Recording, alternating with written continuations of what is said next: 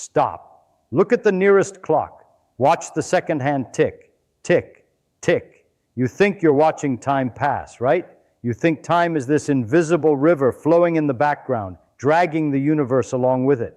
You think that if we froze the universe, time would keep going. Wrong. That is not what time is. And that is not what you are seeing. Here is the part nobody tells you, the secret that keeps physicists up at night. Time does not move. Things move. And for 99% of the things in your life, your heartbeat, the atoms in that clock, the thoughts firing in your brain right now, there is only one reason they move. Light. I don't mean the light from a bulb. I mean the electromagnetic force. If I could snap my fingers and turn off light, switch off the electromagnetic interaction, physics tells us something terrifying would happen. Your clock wouldn't just go dark. It would stop existing as a clock. Your brain would stop processing now. The universe wouldn't end. It would just pause. So, does time require light to exist? Is the speed of light actually just the speed of time?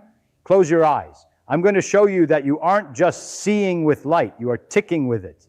Let me show you. Let's start with a simple question. What is a clock? Most people think a clock measures time the same way a ruler measures length. You put the ruler down and it tells you how long the table is. You look at the clock and it tells you how much time has passed.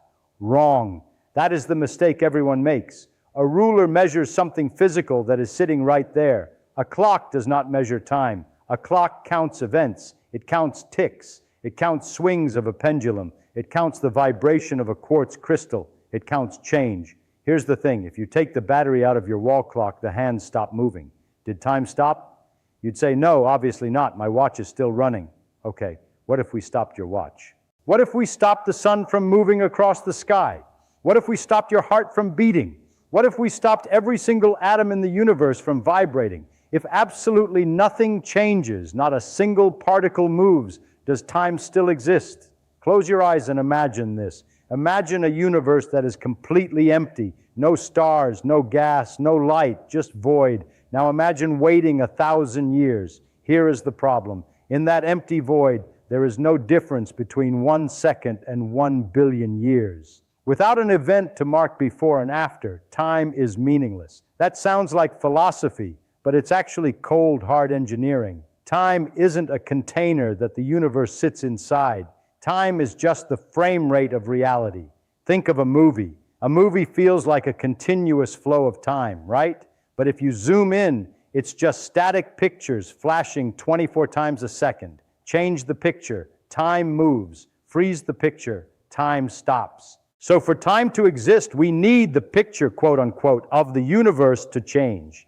We need matter to move. We need atoms to jiggle. But what pushes the atoms? What forces the next frame to load? This is where your intuition fails, because the engine driving almost every change you have ever seen isn't gravity. It isn't nuclear force. It's something much faster. Do this right now. Lift your hand and press it firmly against the table or your leg or the arm of your chair. Push down hard. You feel that solid pressure, that resistance stopping your hand from passing right through the material. You think you are touching the table. Wrong. You have never touched anything in your entire life. You are hovering. Let's zoom in, way in, past your skin cells down to the atoms. You remember high school chemistry? An atom is a tiny nucleus surrounded by a cloud of electrons. Electrons have a negative charge. When you bring your hand close to the table, the electrons in your skin are getting dangerously close to the electrons in the wood. And what do two negative charges do? They repel. They push back. That solid feeling you have right now isn't matter hitting matter. It is a force field hitting a force field. It is electromagnetic repulsion. You are floating on a microscopic cushion of energy about 1 nanometer above the chair you're sitting on. But wait, don't scroll past this, because this is where your intuition lies to you. How do those electrons push each other? Do they have tiny hands? No. In physics, forces don't just magically happen across empty space. If I want to push you, I have to touch you. If an electron wants to push another electron, it has to throw something at it. It has to send a messenger. And do you know what that messenger is? A photon, a particle of light. I don't mean the visible light you see with your eyes. I'm talking about the carrier of the electromagnetic force.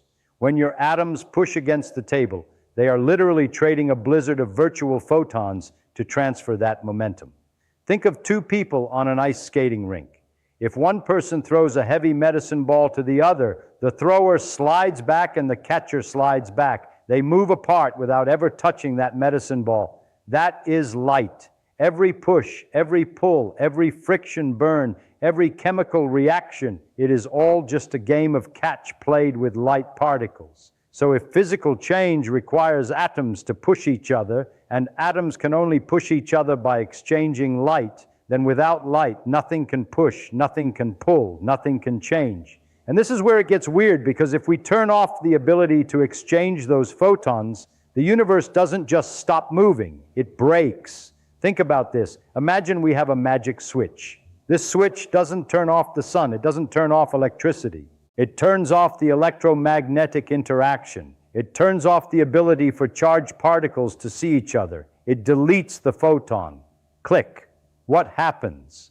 Most people assume the universe would just go dark, like turning off the lights in your bedroom. You'd think gravity would still pull you down, right? You'd think your heart would beat one last time. Wrong. The instant you flip that switch, reality dissolves. First, your body. Your body is held together by chemical bonds, atoms sticking to other atoms to make molecules, molecules sticking to other molecules to make cells. What holds those bonds together? Electromagnetism, the attraction between positive nuclei and negative electrons. The moment the electromagnetic force vanishes, every single chemical bond in your body instantly snaps. You don't explode, you don't crumble. You just cease to be a solid object. You become a cloud of monatomic dust. But it gets worse. Think about friction.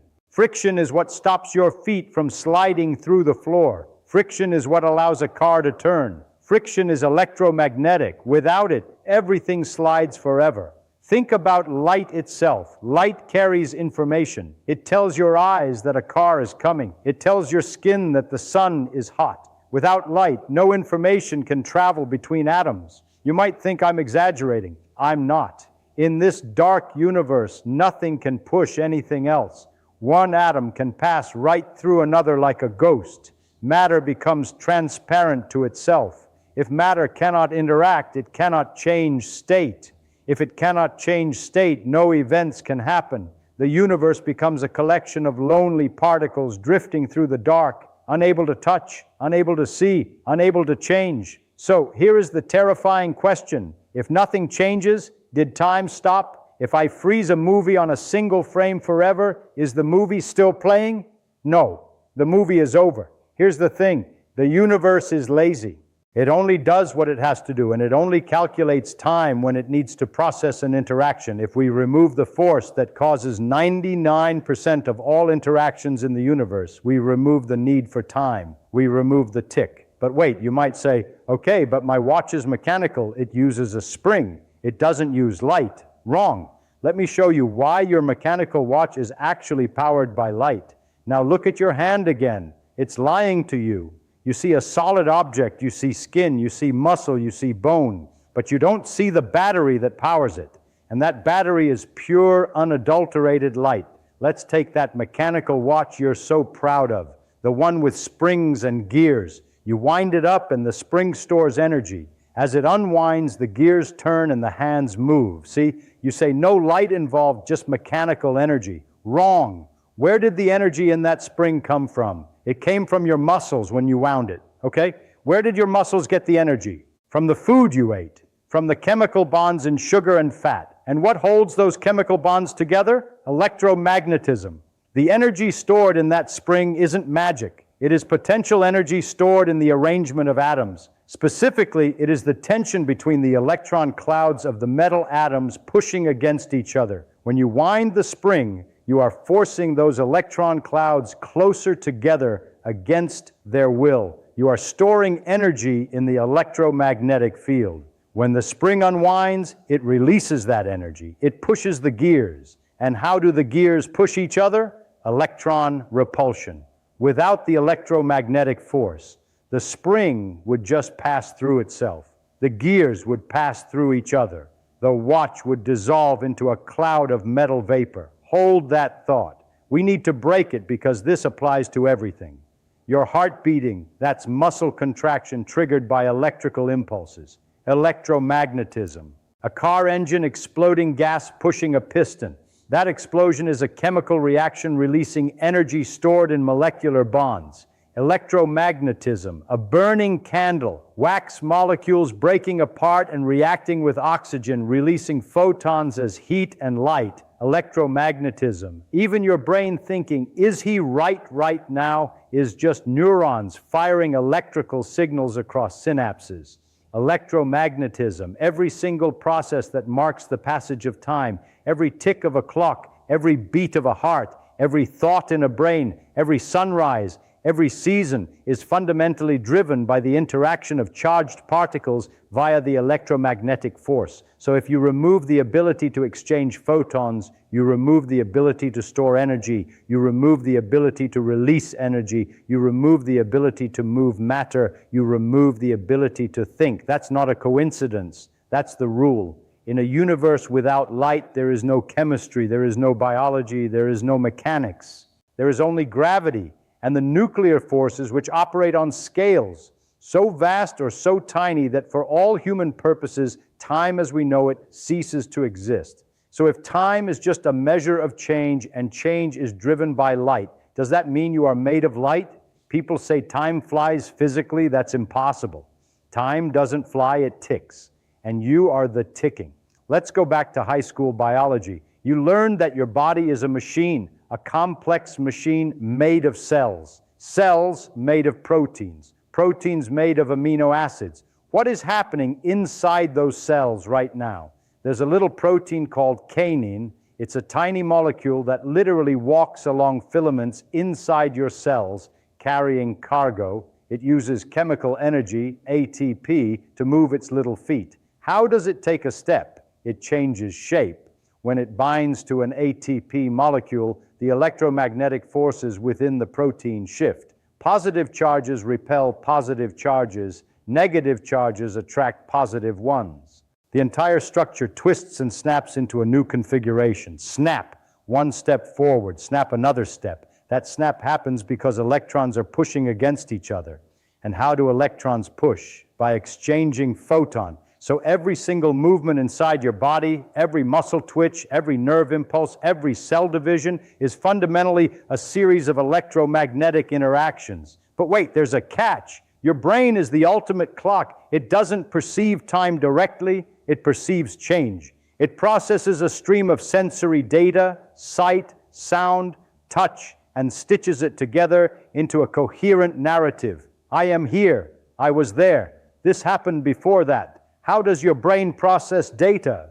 Neurons firing. What is a neuron firing? It's an electrical signal traveling down an axon. It's ions, charged particles, rushing across a membrane. It is electromagnetism. If you could stop the electromagnetic force, your brain would instantly cease to function. Not die, just stop. The electrical signals would vanish. The chemical neurotransmitters would dissolve. The very structure of your brain would fall apart. If you understand this next part, you understand the entire universe. You are not an observer of time. You are a process of time.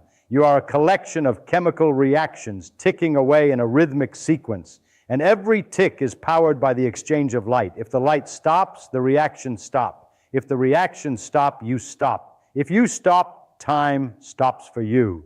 So when we say time requires light, we aren't just being poetic. We are being literal. Your biological clock is an electromagnetic clock. Your consciousness is an electromagnetic phenomenon. Your perception of reality is built on the speed at which light can travel between your neurons. Which brings us to the most mind-bending question of all. If everything inside you runs on light and light has a speed limit, does that mean the speed of light is actually the speed of time? Wait, stop. You know the speed of light, right? 299,792,458 ms, the cosmic speed limit. But have you ever asked why?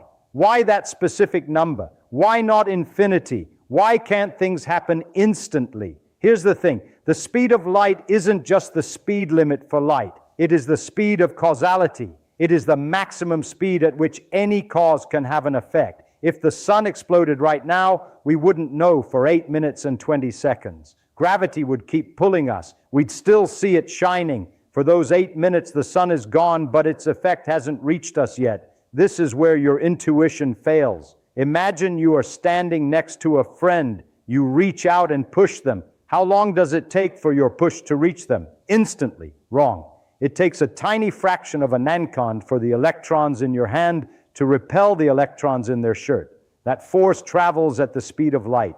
It's fast, but it's not instant. Every single interaction in the universe has a delay. Every chemical reaction, every thought, every heartbeat, this delay is what creates time. Think about a computer processor. A 3 gigahertz processor can do 3 billion operations per second. It can't do infinite operations. It has a clock speed. The universe has a clock speed, and that clock speed is c, the speed of light. If light traveled instantly, if c was infinity, then everything would happen at once. All events would occur simultaneously. There would be no before and after. The Big Bang and the heat death of the universe would happen in the same instant. So time only exists because light takes time to travel. Time is the gap between cause and effect. It is the latency of the universe. If you understand this, you understand the entire universe. Without that delay, without that finite speed limit, events would pile up on top of each other. The universe would be a single frozen moment of infinite density. But because light has a speed limit, events are spread out. Things happen in order, one tick after another. So the speed of light isn't just a number, it is the metronome of reality. It dictates how fast the universe can process change. But wait, what about gravity? Gravity isn't light. Gravity bends space itself. If we turn off the light, does gravity stop, or does time keep ticking in the dark, driven by a force we can't see? So we've established that almost everything you experience is electromagnetic. But what about the big stuff? What about gravity? Stop, don't scroll. This is where most people get tripped up. Gravity is the warping of space-time by mass. You sit on a chair and you bend the universe around you. The Earth pulls you down. Does gravity need light to work? No. If we turned off the electromagnetic force, gravity would still be there. The Earth would still pull you. The sun would still pull the Earth. But here is the catch. Without electromagnetism, there is nothing to push back. Remember, you're sitting on a chair because electrons in your butt are repelling electrons in the chair. That is electromagnetism. If that force vanishes, gravity wins instantly. Click. The chair offers zero resistance. The floor offers zero resistance. The Earth offers zero resistance. You wouldn't just fall through the floor. You would fall into the Earth, and the Earth would fall into itself. Every atom in your body, every atom in the Earth would collapse inward under its own gravity. Without the electromagnetic force to hold atoms apart, matter would crunch down into a tiny superdense point, like a black hole, but without the event horizon, a naked singularity of mass. Now watch what this implies. In this gravity-only universe, time still exists. Technically, things are moving. Matter is collapsing.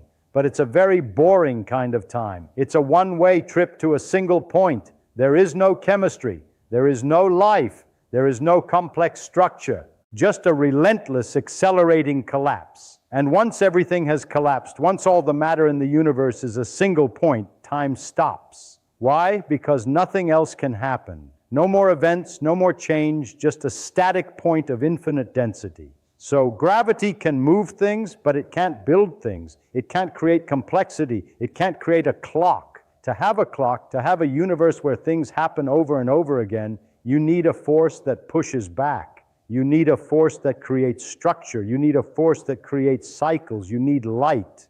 But there is one more player in this game. One more reason time moves forward and never backward.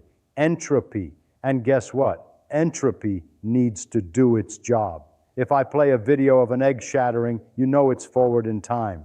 If I play it backward, the egg reassembles itself. You know that's impossible. Why? Physics doesn't care. Gravity works forward and backward. Electromagnetism works forward and backward. But there is one thing that only works in one direction: entropy. Entropy is the measure of disorder. The universe always moves from order to disorder, from a neat egg to a messy puddle, from a hot coffee to a lukewarm room. This is the arrow of time. It is the reason time moves forward. But hold on, how does entropy increase? How does energy spread out? Let's look at that coffee cup again. It's hot. The air around it is cool. Over time, the heat leaves the coffee and warms up the room. Entropy increases. But how does the heat leave? Conduction, convection, radiation. Let's break them down. Radiation, that's literally emitting infrared photons. Light. The coffee is glowing with invisible light, sending energy into the room. Conduction, that's the hot coffee molecules bumping into the cool cup molecules. And how do molecules bump? Electron repulsion, electromagnetism, convection, that's hot air rising. Why does it rise? Density changes. Why does density change? Molecules moving faster and pushing each other apart. Pushing with what? Electromagnetism. Stop. Do you see the pattern? Entropy is the tendency for energy to spread out. But the mechanism for spreading that energy is almost entirely electromagnetic. Without light, without photons to carry energy away, without electron repulsion to transfer kinetic energy, heat cannot flow. If heat cannot flow, entropy cannot increase. If entropy cannot increase, the arrow of time breaks. Imagine a universe where heat stays trapped forever. A hot spot never cools down. A cold spot never warms up. Chemical reactions never finish. Life never evolves. In that universe, the past looks exactly like the future. And that sounds impossible until you see the trick. Time isn't just stuff happening. It is stuff happening in a specific direction. And that direction is dictated by the flow of energy. And the flow of energy is carried by light. So, not only does light create the ticks of the clock interactions, it also creates the direction of the clock, entropy. Without light, time has no motor, and without light, time has no arrow. It would be a stagnant, frozen, directionless existence, which leads us to the ultimate end. Because one day, the light will go out. Not the force, but the energy. Close your eyes. Imagine 1 trillion years from now. The last star has burned out. The last black hole has evaporated. The universe is empty, cold, dark. This is what physicists call the heat death, or more accurately, the big freeze. Wrong. It's not a freeze. It's a state of maximum entropy. In this future, every single particle in the universe is spread out so far apart that they will never interact again. Photons are still flying through space, but they will never hit anything. Electrons are still spinning, but they will never repel another electron. Think about this. If nothing ever interacts again, does time still exist? If I have a clock that never ticks, is it a clock? If I have a universe where nothing happens, is it a universe? In this dark, empty future, time technically still passes. According to general relativity, space-time still exists. But practically, meaningfully, time is dead. Why? Because time is a measure of change. And change requires energy to flow. And energy flows via light. When the last photon hits the last atom, the universe takes its final breath. The movie ends. The screen goes black. But wait, what if we could reverse it? What if we could gather all that light back up? What if we could wind the clock back? Here's the part nobody tells you. You can't. Because every time you use light to do work, every time you burn fuel, every time you think a thought, you are increasing the total entropy of the universe. You are spreading energy out. You are spending the universe's battery. And that battery is made of light. When you look at the sun, you are seeing a giant fusion reactor converting mass into energy, converting matter into light. That light travels to Earth. It hits a plant. Photosynthesis captures it. You eat the plant. You burn the energy. You move. You think. You live. You are running on sunlight. Your entire existence is just a temporary delay in the journey of a photon from the sun to the emptiness of space. You are a biological machine designed to capture light. Use it to create order for a little while, and then release it back into the universe's heat. So let me say that again. You are not an observer of time. You are a participant in the flow of light. And when the light stops flowing, time stops meaning anything. But there is one final beautiful twist, a secret that changes everything about how you see yourself. So far, we've learned that time isn't a flowing river. It's a sequence of events. That every physical event, from a clock ticking to your heart beating, is driven by electromagnetic interactions. That the speed of light isn't just a limit. It's the processing speed of reality. That entropy, the arrow of time, is carried by light. But here is the final shattering truth, the one that will change how you see the world forever. Close your eyes one last time. Imagine you are a photon, a particle of light. According to Einstein's theory of special relativity, if you travel at the speed of light, time stops. For a photon, the moment it is created in the heart of a star and the moment it hits your eye 1,000,000 years later happens simultaneously. To a photon, the entire history of the universe is a single instantaneous event. It is born, it dies in the same tick. But for you made of heavy atoms dragged down by mass, slowed by interactions, time stretches out. You are not light, you are matter, and because you are matter, you cannot move at the speed of light. You are forced to experience the delay. You are forced to wait. Think about this. Your entire life, your memories, your future, every second you experience exists in the gap between the speed of light and stillness. You are living in the echo of the Big Bang's flash. We started this journey by asking if time moves because of light. See you in the next.